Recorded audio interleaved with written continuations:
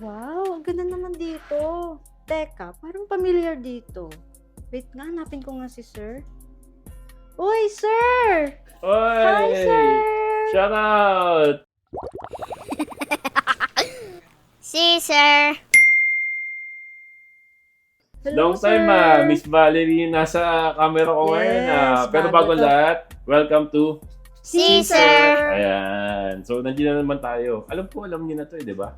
Tama ba? Yes. So, yung kasama ko dito during construction time is si Sir Si Jed. Jed. Okay, so right now, we're for the turnover na ng unit. So, nandito na yung Wow. final outcome ng mga unit. Excited na ba kayo? Excited na kami, sir. Pero bagong lahat, subscribe muna kayo, tsaka follow nyo yung mga Facebook pages namin dito and also yung mga Instagram and everything about our social media pages. Especially if you can check our YouTube channel. So, para sa mga latest video namin. So, doon, subscribe na kayo.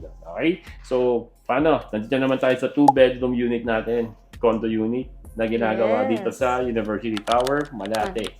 So, right now, we're almost done here for the turnover ng unit. Excited ka ba, Bal? Yes, Para sa tour excited natin? na ako, sir. Yun. Mas maganda nito, every time na iano ko, pinapakita ko, pakita mo yung rendered and yung finished product. Yes, sir. natin. Para at least may idea yung mga clients dyan at saka yung mga gusto magpagawa sa Excellent Home Decor in regards with interior fit-outs and also our modular fit-out. And also, yung mga services na pinaprovide ni Excellent Home Decor. So, hindi lang naman yan. So, marami pang iba. From curtains to talagang yan. Garanti sa abog kami dyan. Legacy ng Excellent Home Decor yan. Pag-create ng mga designer curtains. We cater hotels and everything.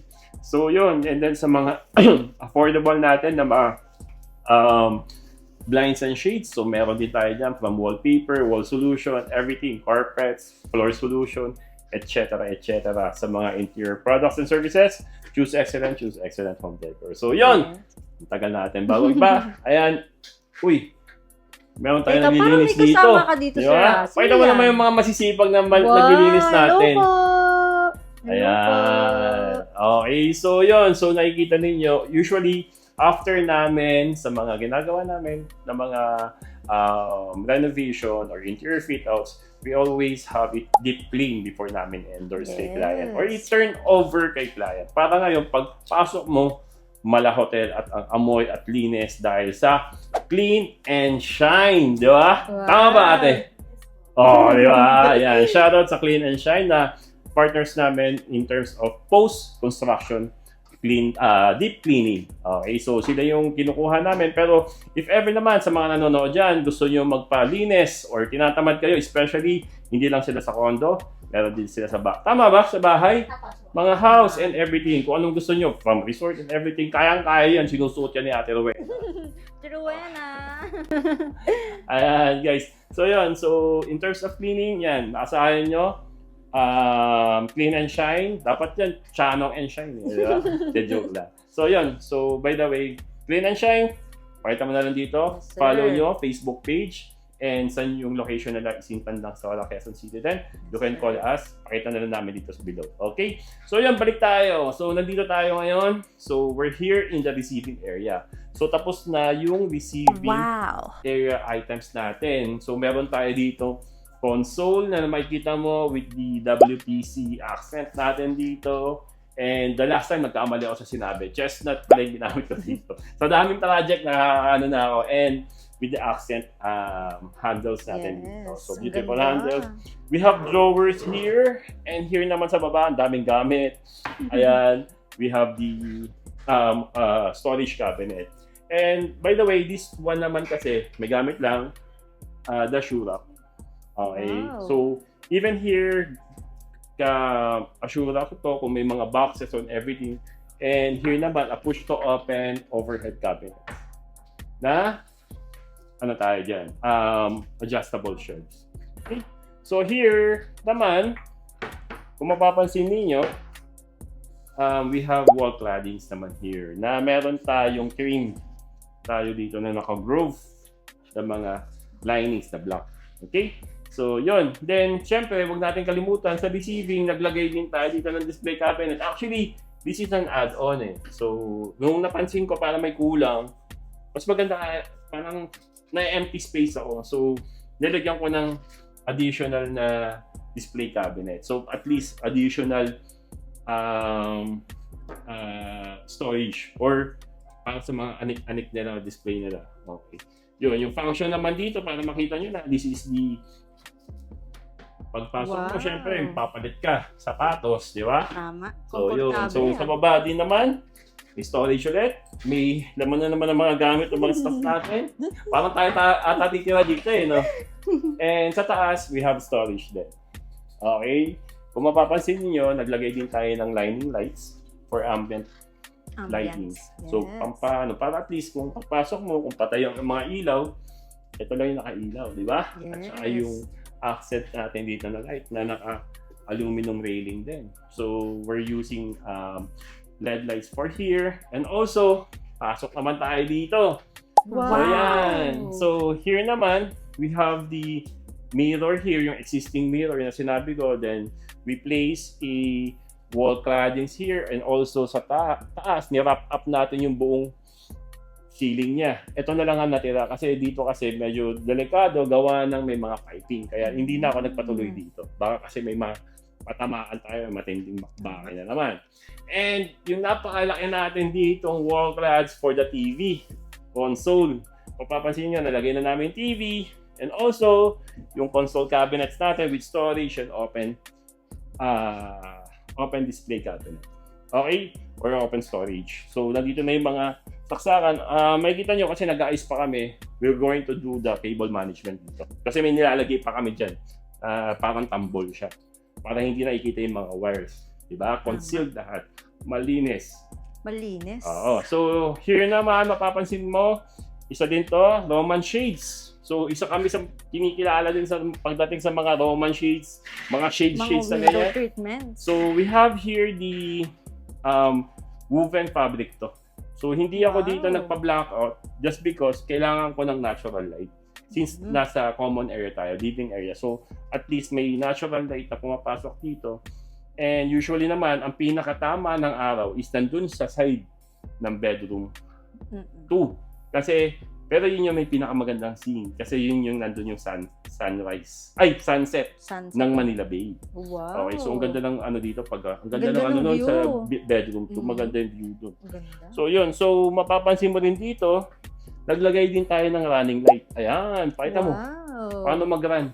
Hinahabol yan minsan eh. Paano nga Minsan, hinahabol namin, minsan hindi namin makuha eh. Ay, oh, diba tumatakbo? Yan. Tumatakbo nga. Yan, minsan tinahabol namin yan. Yan, mahirap sa pag naglagay ka ng running light kasi Habulin kaya mo habulin eh. Nakapagod. Actually ngayon, dinikit na namin siya para hindi Para na dyan na tumakbo. siya. Oo. Tama. So yun, so mapapansin mo, mga push to Mga open push to natin here, the mga storage cabinet.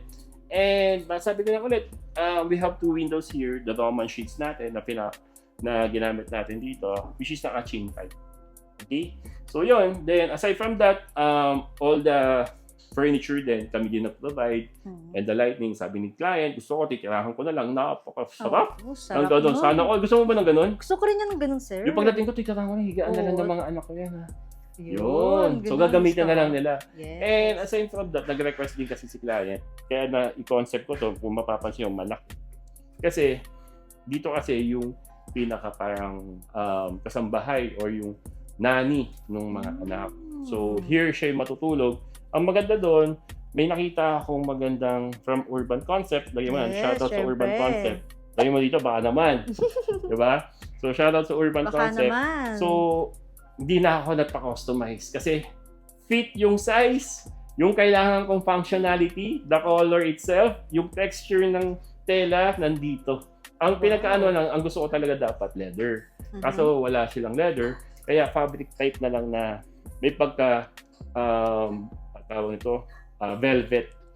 Pero hindi naman ganun sobrang pagka-velvet niya. Ang kinaganda dito is yan. Wow. Kasi dito matutulog yung nan nila. Okay, Ganda. so yan. Angat mo lang. Ay, wait lang. Angat mo lang yan. Bang! Wow. So, ito, Super kahit big. hindi niya na-i-adjust, actually, pati yung backrest, Apa. nare-recline siya eh. Pwede siya maging full. Kung may bisita talaga, yung mga anak ng client namin, pwede yan mag-full. So, yung distance nito kahit na i-recline ko to, aabot siya, hindi siya tatama dito. Tama dyan. So hanggang dito lang, which is napaka-perfect talaga nitong chair na to. Ay, sofa pala.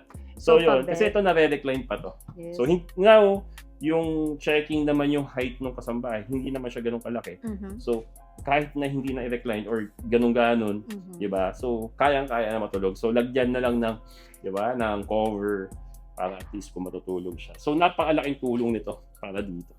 Okay? So yun, so winid lang, ganyan. And pasok. Yun. So shout out sa Urban Concept for helping me sa pagpili ng mga furniture ng client namin. So aside from that, we're going here. Pasensyahan nyo na. Natunaw kasi yung Wow. glue nitong ating chandelier dito. So here naman, from Urban Concept din. So we have here a certain stone na stone siya sa top, countertop. Actually, this is a 6-seater. Sa sintered stone dining table. 6-seater siya, pero hindi na namin ginamit yung dalawa. Pwede niyang dalawang spare, kaya nandun sa kwarto. So ito lang namin kailangan niya. Kaya yung space, panalo pa rin. Ayan, pasok. Diba? Panalo. So pasok ako dito sa kitchen nook. Ah.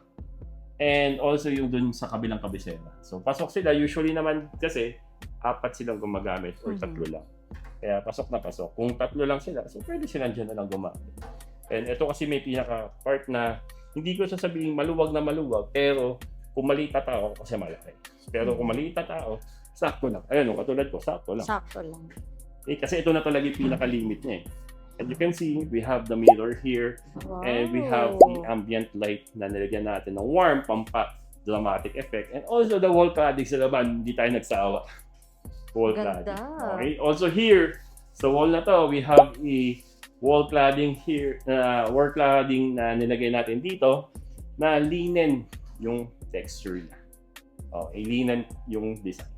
Okay, and also we mochi-mochi natin. Mochi-mochi. Mochi. Ayan, o kaya mochi-mochi na WPC.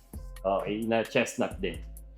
Yung. Wow. So here, lagi. Ako nga, sabi ko nga lagi, favorite is Caesar Wow. Caesar. or anything na ginagawa kong design is kitchen area.